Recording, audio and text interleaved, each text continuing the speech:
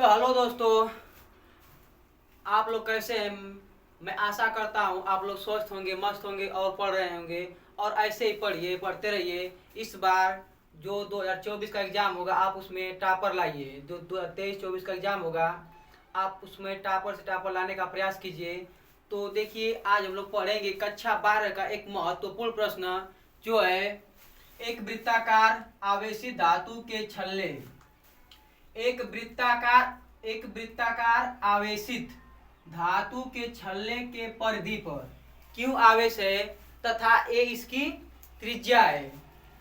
छल्ले के केंद्र से इसकी अक्ष पर छल्ले के केंद्र से इसकी अक्ष पर छल्ले के केंद्र से इसकी अक्ष पर वैद्युत क्षेत्र की तीव्रता अधिकतम होगी। इसकी त्रिज्या है, तो छल्ले के केंद्र से कितनी दूरी पर, यहाँ थोड़ा गलती हो गया, छल्ले के केंद्र से इसकी अक्ष पर कितनी दूरी पर, यहाँ पर आप लोग थोड़ा लिख लीजिए। एक वृत्ताकार आवेशित धातु का छल्ला है, उसके परिधि पर क्यों आवेश है। प्रश्न बोला है कि एक वृत्ताकार आवेशित धातु का छल्ला है जिसकी त्रिज्या a है और इसके केंद्र से इसकी अक्ष पर कितनी दूरी पर वैद्युत क्षेत्र की तीव्रता अधिकतम होगी। प्रयुक्त सूत्र को स्थापित कीजिए। तो मान लीजिए एक आवेशित वृत्ताकार धातु का क्या है, छल्ला है। थोड़ा आप लोग बढ़िया बनाइए। मान लीजिए यह क्या है, वृत्ताकार आवेशित धातु का छल्ला है और इसका जो केंद्र है वह मान लीजिए ए है। इसकी त्रिज्या कितनी है, ए है। यह आवेशित धातु का छल्ला, आप लोग कुछ भी ले सकते हैं, धन आवेश या ऋण आवेश।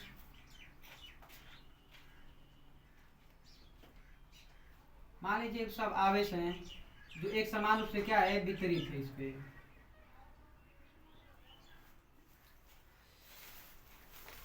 यह एक वृत्ताकार आवेशित धातु का छल्ला है जिसकी त्रिज्या a है और बोला है कि इसके केंद्र से इसकी अक्ष पर अक्ष का मतलब होता है कि मान लीजिए यह कोई एक वृत्ताकार छल्ला है, तो देखिए जब इसके ऊपर या नीचे होके तो यह कहते हैं निरक्षीय स्थिति। इसके जो केंद्र से बाहर की तरफ जो दिशा निकलती है उसे कहते हैं अक्ष। मान लीजिए यहाँ पर इसका केंद्र है, यहाँ पर क्या है, इसका केंद्र है। तो केंद्र से जो या बाहर की जो दिशा आती है या अंदर की तरफ जाती है उसे कहते हैं अक्ष, यक्ष अक्ष कहते हैं। और उसको क्या कहते हैं, वाई अक्ष। तो जो हमारा आवेशित वृत्ताकार धातु का छल्ला है वह व्हाइट बोर्ड के इस तरह रखा गया है। अब इस तरह रखेंगे तो इसका जो अक्ष हम लोग बनाएंगे तो यह बाहर की तरफ बनाना पड़ेगा, जो असंभव है, हम लोग बना नहीं सकते हैं। तो मान लीजिए कि अब वृत्ताकार धातु का जो छल्ला है वह हमारे व्हाइट बोर्ड पर इस प्रकार रखा गया है। इसके केंद्र से कुछ दूरी पर मान लीजिए एक बिंदु है जहां वैद्युत क्षेत्र की तीव्रता का होगी, अधिकतम होगी। मान लीजिए देखिए एक आवेशित मान लीजिए धातु का छल्ला है, तो इसका जो अक्ष होगा यह इस तरफ होगा, बाहर की तरफ। इधर अक्ष नहीं, इसे कहते हैं वाई अक्ष, लेकिन बोला है अक्ष। अक्ष का मतलब हमेशा लेते हैं यक्ष अक्ष, जो दिशा होगी बाहर की तरफ होगी। तो जो यह धातु का छल्ला है वह इस प्रकार नहीं रखा गया है, इस प्रकार नहीं बनाए हैं। अगर इस प्रकार मान लीजिए हम बनाएंगे तो जो इसका अक्ष होगा इस प्रकार बाहर तरफ होगा, जो हम लोग के लिए संभव नहीं है। इसलिए इसको इस तरह रखे हैं। तो जो इसका अक्ष होगा इस दिशा में होगा। तो मान लीजिए इसके केंद्र से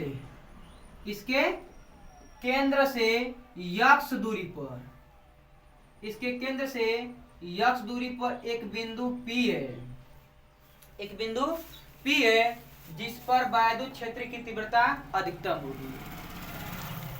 तो माना आवेशित धातु का एक छल्ला है जिसकी त्रिज्या a है, इसके केंद्र से यक्ष दूरी पर, इसके केंद्र से यक्ष दूरी पर एक बिंदु P है जिस पर वायुविद्युत क्षेत्र की तीव्रता अधिकतम होगी। या आप लोग यह भी लिख सकते हैं कि माना आवेशित धातु के छल्ले, आवेशित धातु के छल्ले के केंद्र से यक्ष दूरी पर, कितना दूरी पर, इससे यक्ष दूरी पर एक बिंदु P है जिस पर वायुविद्युत क्षेत्र की तीव्रता अधिकतम होगी। तो देखिए यह जो आवेश है यह पूरी परिधि पर एक समान रूप से क्या है, वितरित है।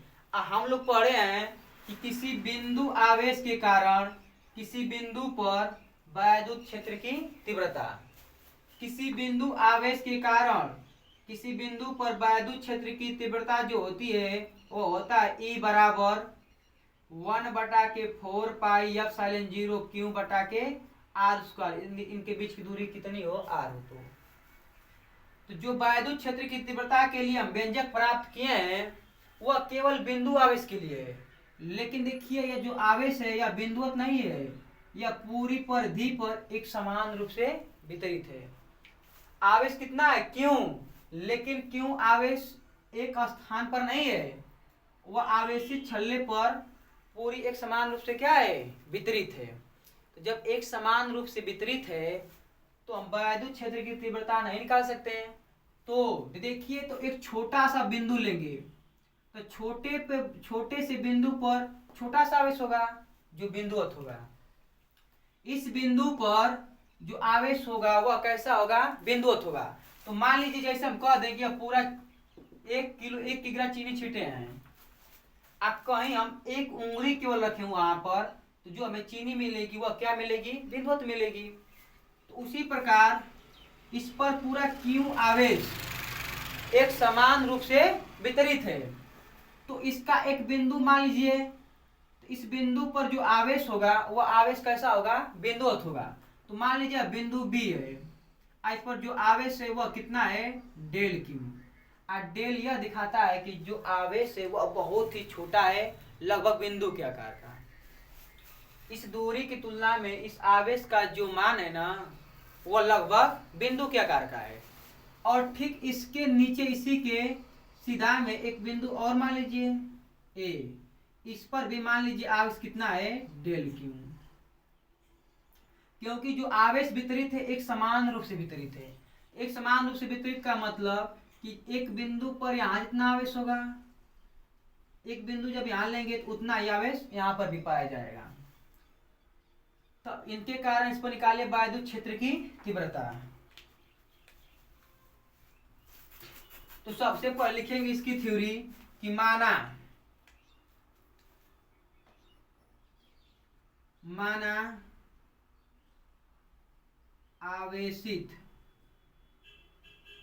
आवेशित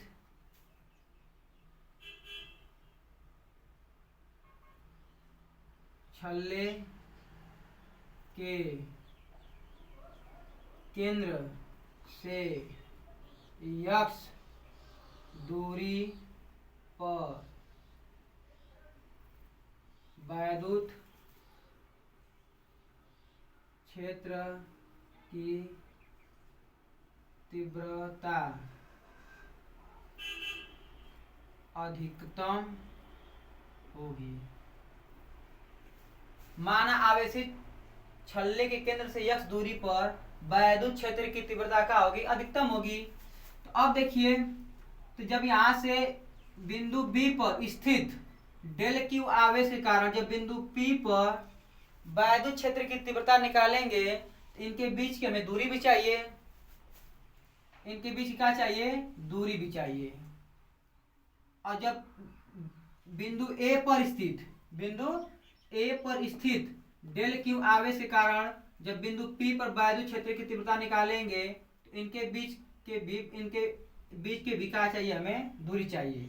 अब बताइए जो त्रिज्या है, एक ही वृत्त की त्रिज्या क्या होती है, हर जगह बराबर होती है। तो जब यह A है तो यह भी क्या हो जाएगा, A। जब यह A है तो यह भी क्या हो जाएगा, A। इसको माने यक्ष, यह लंबवत है तो मान लीजिए यहाँ कोण है जो थीटा, यह कोण क्या है थीटा।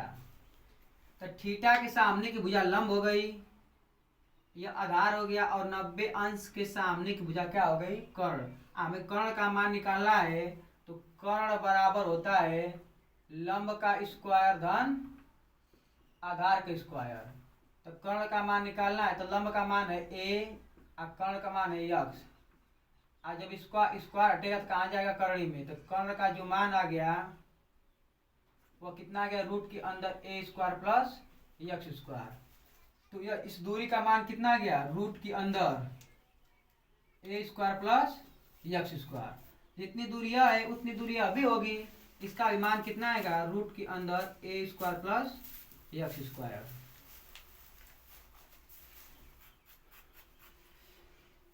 तो हम जो लिए हैं यह आवेशित धातु का छल्ला, और माने कि इसके केंद्र से x दूरी पर एक बिंदु P है जिस पर वैद्युत क्षेत्र की तीव्रता ज्ञात करनी है।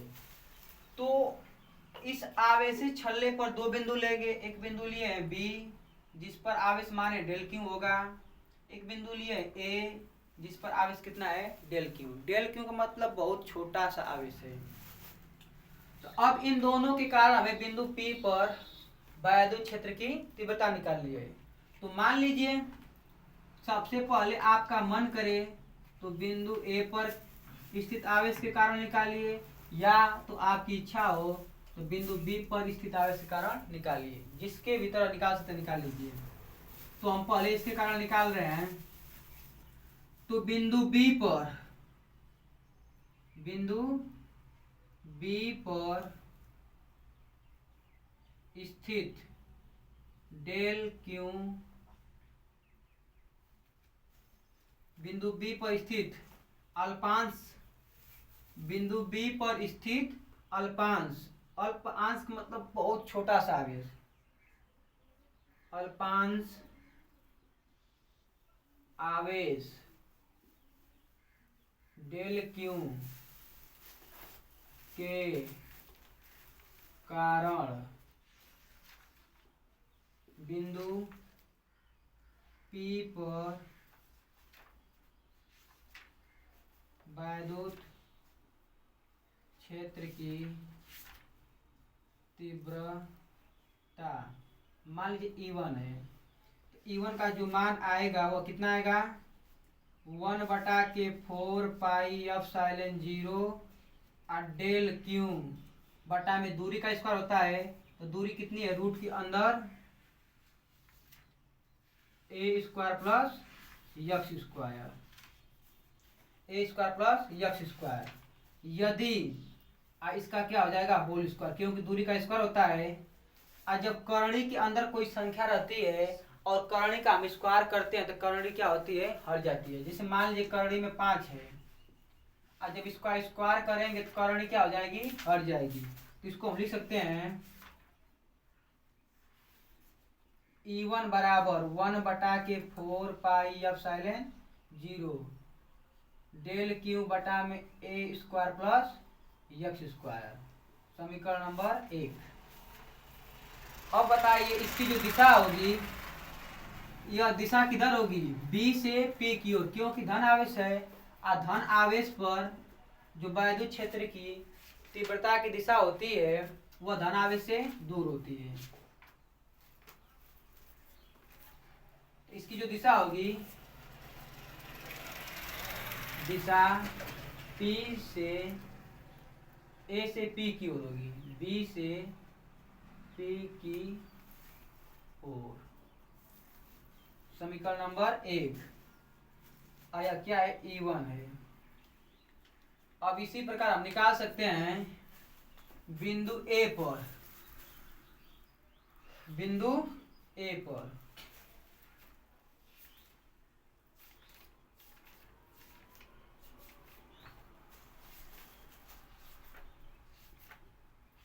बिंदु A पर स्थित अल्पांश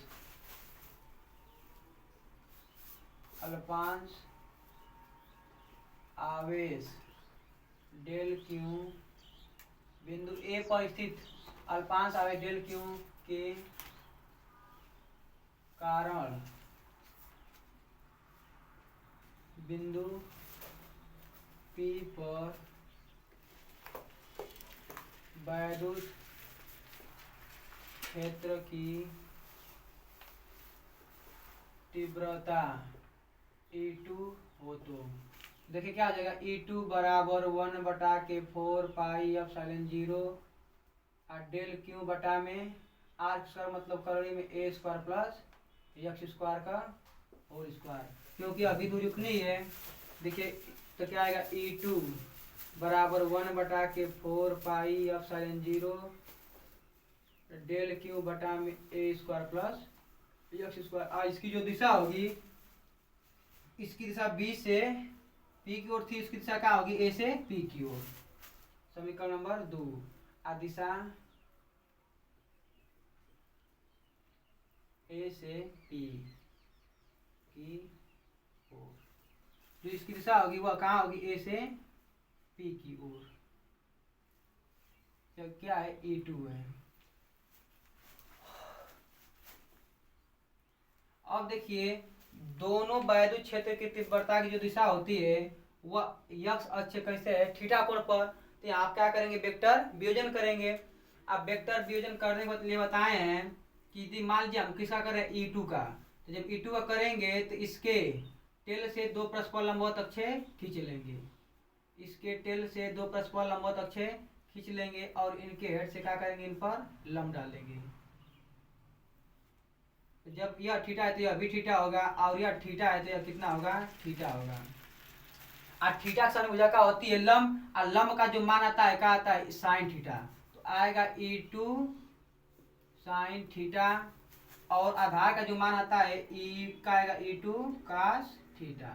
उसी प्रकार हम वेक्टर वियोजन करेंगे E1 का, तो E1 के भी टेल से 2 परस्पर लंबवत अक्षे खींच लेंगे और हेड से क्या करेंगे इन पर लंब डाल देंगे। हेड से इन पर क्या कर देंगे लंब डाल देंगे। तो देखिए इसके भी आधार की जो दिशा होगी वह अभी क्या होगी, लंब का जो मान आएगा क्या आएगा E1 साइन थीटा, क्योंकि जब कोण थीटा है। इसका जो मान आएगा क्या आएगा E1 cos थीटा। आप लोग वेक्टर वियोजन में बताएं कि जब किसी वेक्टर का वियोजन करते हैं तो उसके टेल से 2 परस्पर लंबवत अक्षे खींच लेते हैं और इनके हेड से क्या करते हैं इन पर लंब डाल लेते हैं। तो मान लीजिए यह ई है और यह कोण क्या है थीटा। तो मान लीजिए हमें लंब का मान निकाला है ऊर्ध्वाधर दिशा में, तो कोण का मान पता है, लंब का मान निकालना है। तो लंब कोण किसका होता है साइन थीटा का, तो साइन थीटा बराबर लंब बटा के कोण। तो साइन थीटा बराबर लंब का मान निकालना है, कोण का मान ई है, तो क्या आएगा लंब बराबर गुणा करेंगे तो ई साइन थीटा। उसी प्रकार जब आधार का मान निकालेंगे, आधार और कोण किसका होता है कास का, कास थीटा बराबर हो जाएगा आधार बटा के कोण। जब निकालेंगे तो कोण यहाँ पाएगा, तो कोण का मान ई है, तो ई कास थीटा बराबर आधार।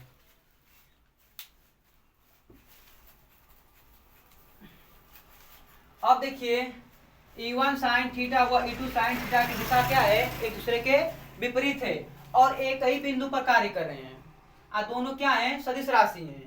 तो आप लोग बताइए मान लिया कोई वस्तु है या कोई वस्तु बॉल है, 2 न्यूटन के बल से कोई इसे इस तरफ खींच रहा है, 2 न्यूटन के बल से इस साइड खींच रहा है और 2 न्यूटन के बल से कोई इस साइड खींच रहा है। तो बताइए क्या गेंद अपने आप हिलेगी नहीं, क्योंकि बल एक सदिश राशि है।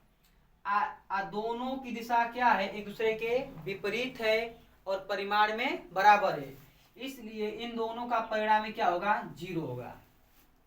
उसी तरह देखिए साइन थीटा बराबर है और देखिए E1 व E2 भी आपस में क्या है बराबर, क्योंकि E1 का जो मान है वह है 1/4 पाई एप्सिलॉन 0 डेल क्यू बटा में ए स्क्वायर प्लस एक्स स्क्वायर। समीकरण 2 से देखिए E2 का अभिमान उतना ही है 1/4 पाई एप्सिलॉन 0 डेल क्यू बटा में ए स्क्वायर प्लस एक्स स्क्वायर। तो E1 व E2 भी बराबर हैं और साइन थीटा भी क्या है, बराबर हैं, और दोनों की दिशा एक दूसरे के विपरीत है और एक ही बिंदु पर कार्य कर रहे हैं, इसलिए इनके कारण परिणामी क्या होगा, बिंदु P पर शून्य होगा। लेकिन E1 cos थीटा व E2 cos थीटा की दिशा एक ही है, इसलिए परिणामी निकालेंगे जोड़कर। तो सबसे पहले हम लिखेंगे हम लोग E1 sin थीटा व E2 sin थीटा एक ही बिंदु परिमाण में बराबर हैं व एक ही बिंदु पर कार्यरत हैं और एक दूसरे के विपरीत हैं, इसलिए इनके कारण जो परिणामी तीव्रता होगी वह क्या होगी, शून्य होगी। तो इसको हम मिटा रहे हैं, यहीं पर लिख दे रहे हैं।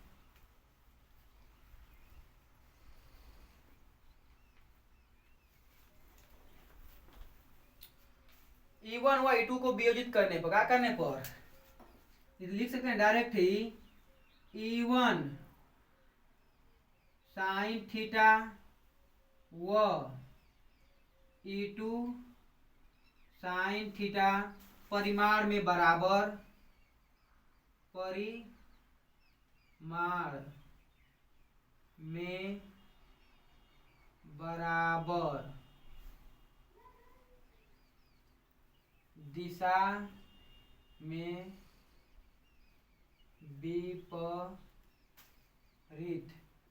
विपरीत E1 साइन थीटा व E2 साइन थीटा परिमाण में बराबर, दिशा में विपरीत और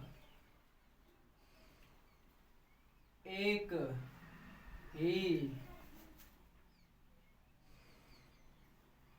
बिंदु पर कार्यरत है,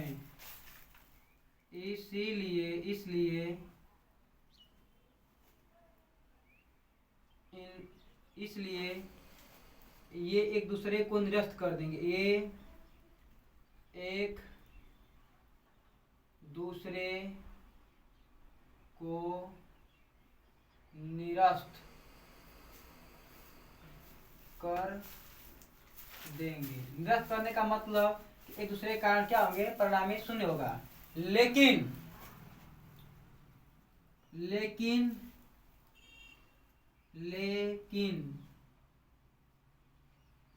E1 cos थीटा व E2 cos थीटा की दिशा एक ही है। और जब E1 cos थीटा व E2 cos थीटा की दिशा एक ही है तो परिणामी कैसे निकालेंगे, जोड़कर, एक ही है तो परिणामी तीव्रता, परिणामी तीव्रता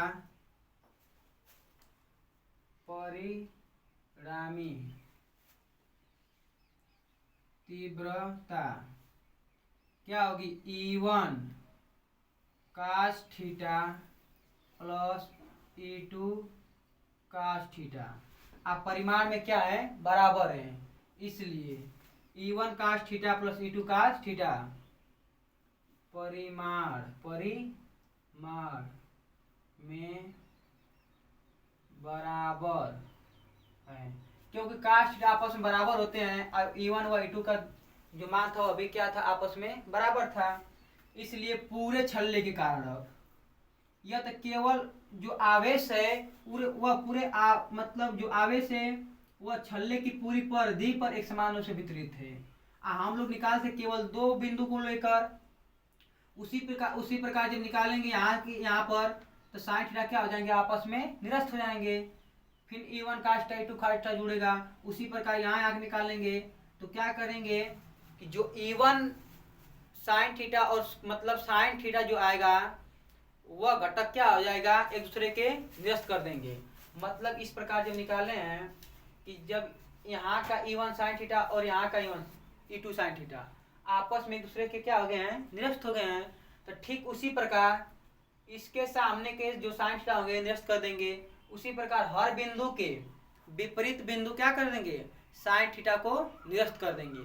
लेकिन सभी काश थीटाओं की दिशा क्या होगी, एक ही होगी, इसलिए परिणामी क्या करेंगे, जोड़कर निकाल लेंगे। अब लिख सकते हैं कि पूरे परिधि पर उपस्थित आवेश के कारण बिंदु P पर परिणामी तीव्रता, पूरे परिधि पर स्थित आवेश, पूरे परिधि पर स्थित आवेश के कारण बिंदु P पर परिणामी तीव्रता, मान लीजिए E है, तो क्या होगा, आज जोड़ का चिन्ह होता है sigma, sigma E cos theta. E का मान रख दीजिए, E का मान कितना आएगा, E बराबर सिग्मा आएगा 1/4 पाई एप्सिलॉन 0 डेल क्यू बटा में a square plus x square cos theta. तो यह नियत है, यह हमेशा नियत रहेगा, लेकिन डेल क्यू जब जोड़ेंगे पूरा क्या हो जाएगा, क्यों हो जाएगा,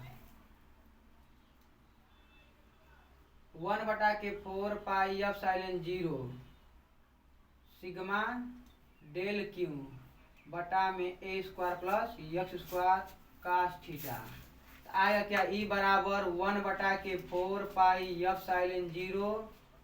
आज जब पूरा आवेश जोड़ेंगे तो पूरी परिधि पर आवेश कितना है, क्यों, तो क्यू बटा के a square plus x square cos theta. आप लोग कास थीटा का मान निकाल सकते हैं। यहाँ मान लीजिए O है, तो त्रिभुज OBP से चाहे OPA से जब कास थीटा का मान निकालेंगे तो निकाल सकते हैं, इसको मान समीकरण नंबर 3।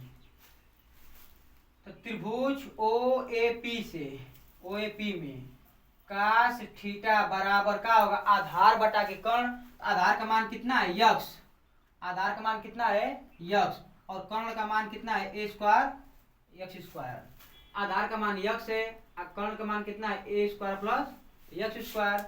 कास थीटा का मान समीकरण 1 में रखने पर, कास थीटा का मान समीकरण 1 में रखने पर, कास थीटा का मान समीकरण 1 में क्या करने पर, रखने पर। तो देखिए इसको मिटा दे रहे हैं, आप लोग रफ कर लीजिए। अब इसका भी कोई काम नहीं है,